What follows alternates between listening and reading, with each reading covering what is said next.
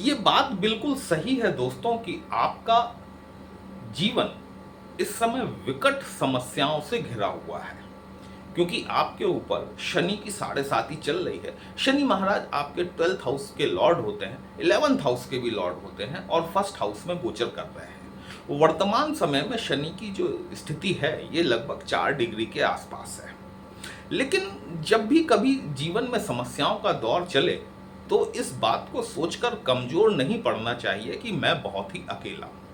बल्कि ऐसे मौकों पर यदि आप अपनी सोच को इस तरह का बना लेते हैं कि मैं अकेला ही बहुत हूं, तो यकीन मानकर चलिए कि लगभग 50% समस्याएं आपके आत्मविश्वास के चलते हुए ही खत्म हो जाती हैं। जब आप अपना सेल्फ कॉन्फिडेंस जो कि इस समय आपका डगमगाया हुआ है उसको जब आप कंक्रीट करते हैं, जब उसे आप मजबूत बनाते हैं, तो आपकी आधी समस्याएं वहीं खत्म हो जाती हैं। गुरुदेव बृहस्पति अपना राशि परिवर्तन करने वाले हैं।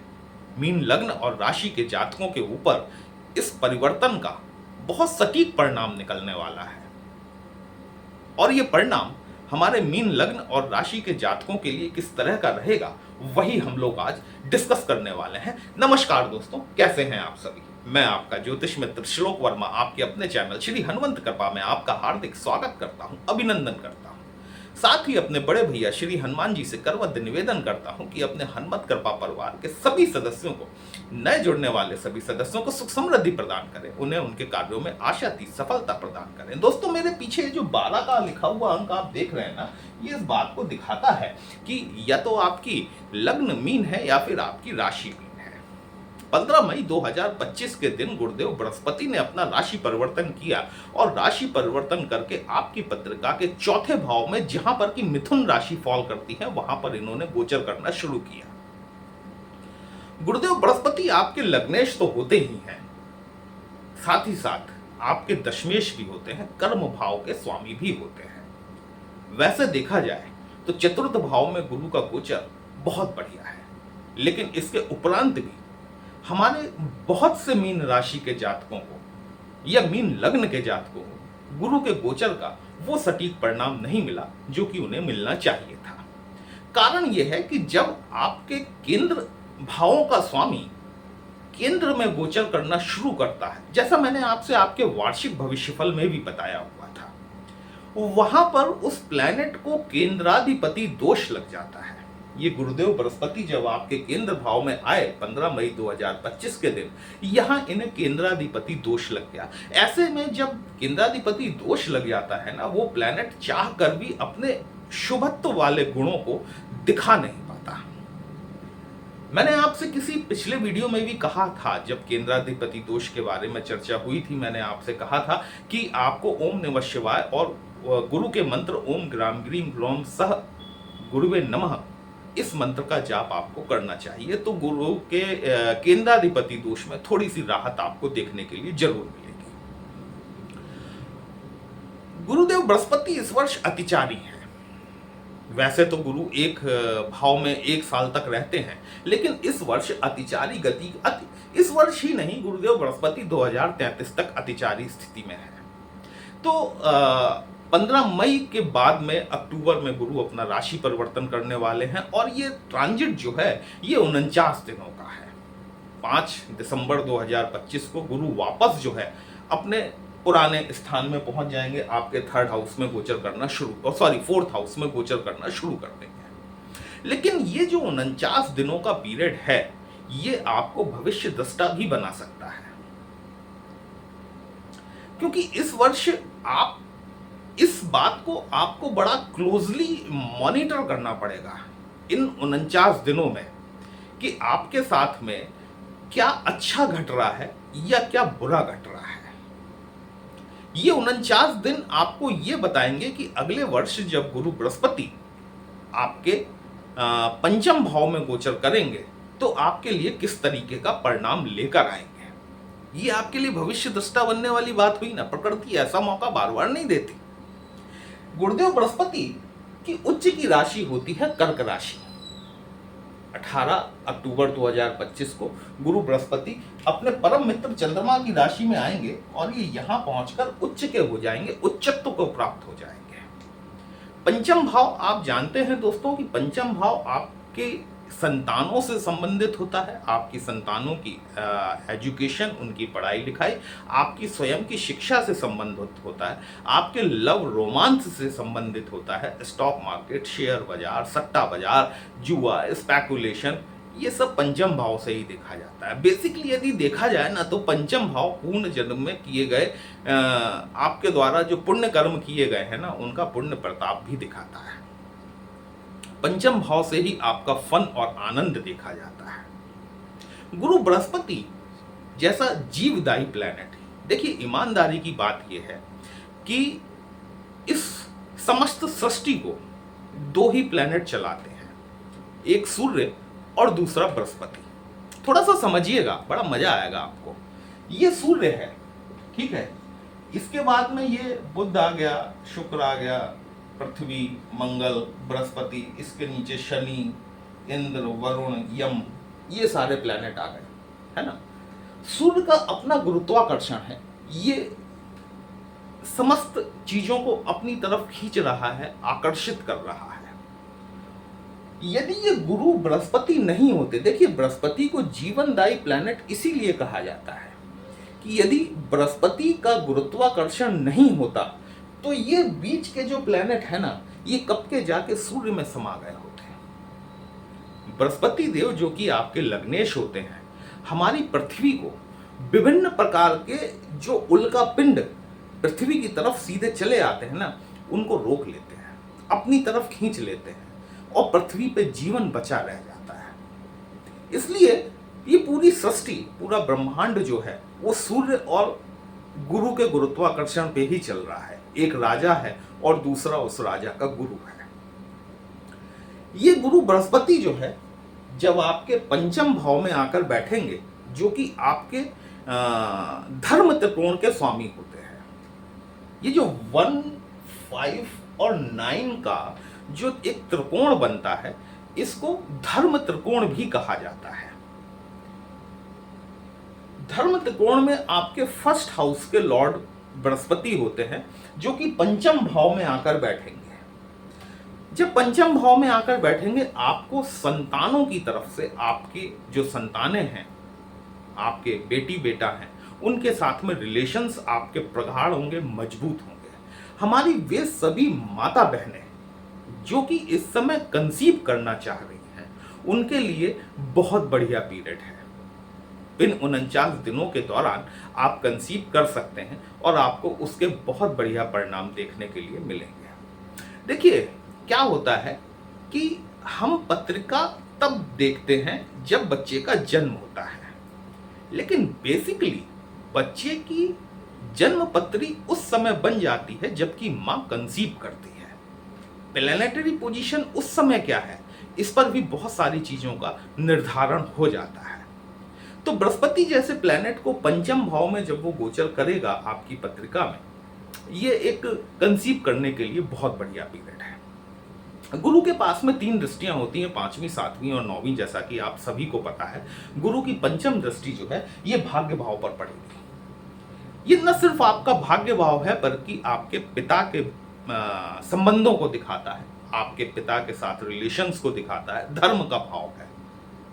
यही आपकी उच्च शिक्षा का भाव है, विदेशों का भाव है, दूरगामी यात्राओं का भाव है। गुरु की दृष्टियों में विस्तार होता है, इस बात को आप सभी जानते हैं। जिस जगह पर भी गुरु की दृष्टि पड़ती है, उसे अमृत के समान पवित्र कर देती है, विस्तारित कर देती है, फैला देती है। पिता के साथ संबंधों में आपका सुधार होगा। यदि आप उच्च शिक्षा के लिए विदेश जाना चाह रहे थे, कहीं ना कहीं गुरु बृहस्पति आपके लिए रास्ते खोलेंगे। भाग्य का सहयोग मिलना शुरू होगा, जो कि अभी आपको भाग्य का सहयोग नहीं मिल रहा था। ये 49 दिनों का जो पीरियड है ना, ये आपको, मैंने आपसे कहा कि आपको बड़ा क्लोजली मॉनिटर करना पड़ेगा कि चीजें आपके लिए किस तरह से हो रही हैं। ठीक वैसा ही परिणाम आपको अगले वर्ष देखने के लिए मिलेगा।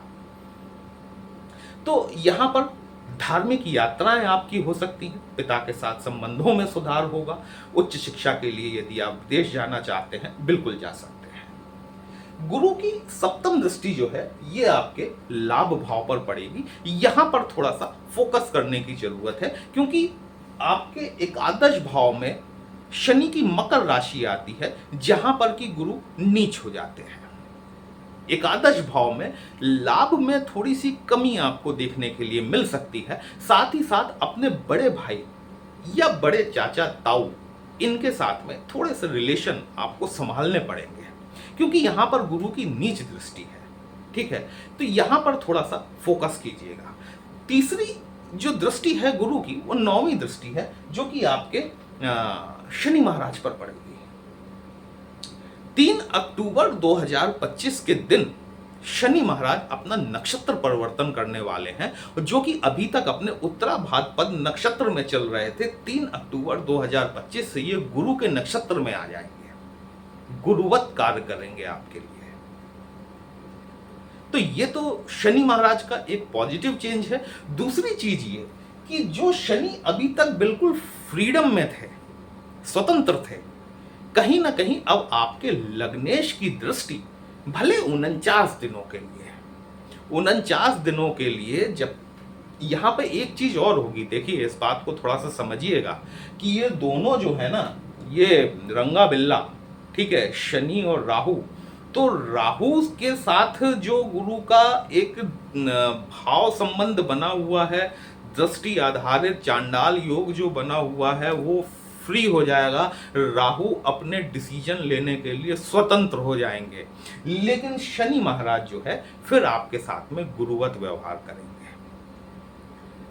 जब गुरु की दृष्टि शनि के ऊपर पड़ेगी, आपकी हेल्थ में अगर कोई प्रॉब्लम, शनि की 7.5 के द्वितीय चरण के चलते हुए, ईमानदारी की बात है, आप सभी की हेल्थ में प्रॉब्लम्स आपको कहीं ना कहीं जरूर देखने के लिए मिल रही होगी। हेल्थ के ऊपर लगातार एक्सपेंसेस हो रहे होंगे, या फिर कोर्ट कचहरी वाद विवाद के चलते हुए आपके खर्चे हो आसमान छू रहे होंगे। जब गुरु की दृष्टि फर्स्ट हाउस पर पड़ेगी, फर्स्ट हाउस आपका इम्यून सिस्टम भी होता है, फर्स्ट हाउस आपकी ओवरऑल पर्सनालिटी होती है। शनि गुरु के नक्षत्र में, गुरु की दृष्टि शनि के ऊपर, कहीं इन सारी चीजों में एक कंट्रोलिंग पावर जो है वो आपको अपने हाथों में आती हुई दिखाई देगी। भले ये गोचर 49 दिनों का है दोस्तों, लेकिन ये 49 दिन आपको बहुत राहत देने वाले होने वाले हैं। यहां पर जो थोड़ा सा आपको फोकस करना है वो अपने राहु पर करना है। 9 देवियां शुरू हो चुकी हैं। सबसे पहले हमारे मीन राशि और लग्न के जातकों को शारदीय नवरात्र की हार्दिक शुभकामनाएं दोस्तों। यदि राहु महाराज आपकी पत्रिका में शुभ हैं या नहीं है, ये मुझे नहीं पता है ना, क्योंकि राहु का गोचर जो है वो आपके 12वें भाव में हो रहा है। 12वां भाव ये आपकी विदेश यात्राओं को दिखाता है, विदेशों से होने वाले लाभ को दिखाता है, आकस्मिकता का भाव है, हॉस्पिटलाइजेशन का भाव है, हॉस्पिटलाइजेशन पर खर्च का भाव है।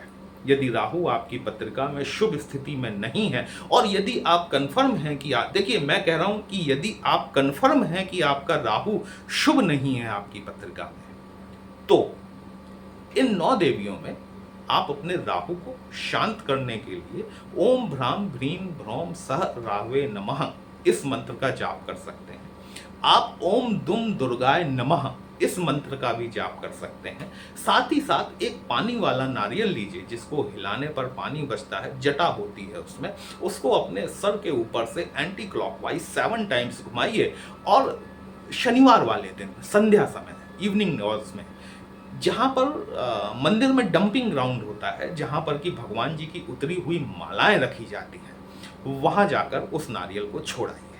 यदि आपका राहु अशुभ है तो आपको गलत परिणाम में कमी देखने के लिए जरूर मिलेगी, लेकिन यदि आपका राहु शुभ है तो ऐसा काम बिल्कुल मत कीजिएगा, आप अपने एक प्लैनेट को खराब कर बैठेंगे।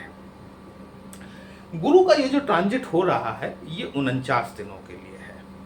5 दिसंबर को गुरु वापस आपके चौथे घर में गोचर करना शुरू करेंगे, लेकिन इस दौरान गुरु आपके लिए ऐसी रूपरेखा का निर्माण जरूर करेंगे, ऐसा खाका आपके लिए जरूर खींच जाएंगे कि जब अगले वर्ष जून 2026 में गुरु का ट्रांजिट आपके पंचम भाव में हो तो उनको एक बेस तैयार मिले, आपके लिए एक बेस तैयार करके जाएंगे कि अगले साल जब आप गुरु के इस ट्रांजिट के दौरान आए तो फिर आपको एक स्पीडी वे मिले, आपको एक हाईवे मिले जहां पर कि आप अपनी गाड़ी को स्पीड में दौड़ा सकें। ईमानदारी की बात, गुरु का ट्रांजिट आपके लिए बहुत बड़ी राहत लेके आने वाला है। अगर आपकी लग्न तो मीन है मान लिया, लेकिन यदि मान लीजिए कि आपकी राशि कोई ऐसी है जिसमें कि ये 4 नंबर, जैसे कि सिंह राशि हो गई, कुंभ राशि हो गई या धनु राशि हो गई, ये 4 नंबर 6, 8 और 12 में यदि आ रहा है तो ये गोचर आपके लिए थोड़ा सा समस्याजनक हो सकता है। लग्न की बात अलग है, चंद्र राशि की बात अलग है। लग्न के हिसाब से गुरु का गोचर बहुत बढ़िया होने वाला है, लेकिन यदि आपकी चंद्र राशि कोई ऐसी है जिसमें कि 4 का अंक 6वें, 8वें या 12वें भाव में लिखा हुआ है, ऐसी परिस्थितियों में आपको विष्णु सहस्त्रनाम सुनने या करने की आदत डाल लेनी चाहिए। ओम ग्राम ग्रीम ग्रोम सह गुरुवे नमः, इस मंत्र का जाप आपको करना चाहिए। साथ ही यदि आपने पुखराज पहन रखा है तो आपको उतार देना चाहिए। वीडियो कहीं भी अच्छा लगा हो दोस्तों, अपने इस चैनल को लाइक, शेयर और सब्सक्राइब जरूर कर लीजिएगा। हमसे यदि पत्रिका का विश्लेषण कराना चाहते हैं, व्हाट्सएप नंबर थंबनेल में दिया गया। पर्सनल कंसल्टेशन पेड होता है, एक छोटी सी फीस आपको पे करनी होती है। आपकी समस्या का उचित समाधान हमारे द्वारा करने का प्रयास जरूर किया जाता है। चलिए फिर मिलते हैं, तब तक के लिए जय श्री राम।